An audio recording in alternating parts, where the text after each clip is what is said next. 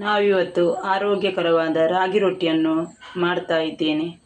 ಬೇಯಿಸಿಟ್ಟಂಥ ಅಕ್ಕಿ, ತೆಂಗಿನ ತುರಿ, ಅನ್ನ, ನೆನೆಸಿಟ್ಟಂಥ ರಾಗಿ, ಈ 4 ಸಾಮಗ್ರಿಗಳನ್ನು ಮಿಕ್ಸಿಯಲ್ಲಿ ಹಾಕಿ ಚೆನ್ನಾಗಿ ರುಬ್ಬಿಕೊಂಡು ಬರ್ತಾ ಇದ್ದೇನೆ. ಸೇರಿಸಿ ಚೆನ್ನಾಗಿ ರುಬ್ಬಿಕೊಳ್ಳಬೇಕು. ಈ ರೀತಿ ಚೆನ್ನಾಗಿ ರುಬ್ಬಿಕೊಳ್ಳಬೇಕು. ಇದಕ್ಕೆ ರುಚಿಗೆ ತಕ್ಕಷ್ಟು ಉಪ್ಪನ್ನು ಸೇರಿಸ್ತಾ ಇದ್ದೇನೆ. ಗ್ಯಾಸನ್ನು ಆನ್ ಮಾಡಿ ರೊಟ್ಟಿ ಕಾವಲಿಯನ್ನಿಟ್ಟು ರೊಟ್ಟಿ ಕಾವಲಿ ಬಿಸಿಯಾದ ನಂತರ ಇದಕ್ಕೆ ನಾವು ಹಿಟ್ಟನ್ನು ಹಾಕಬೇಕು.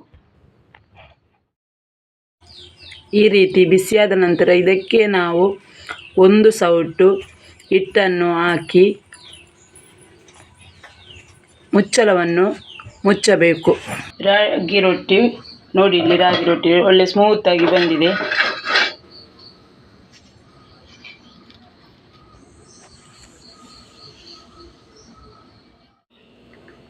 ರಾಗಿ ರೊಟ್ಟಿ ಮತ್ತು ಚಟ್ನಿ ರೆಡಿಯಾಗಿದೆ.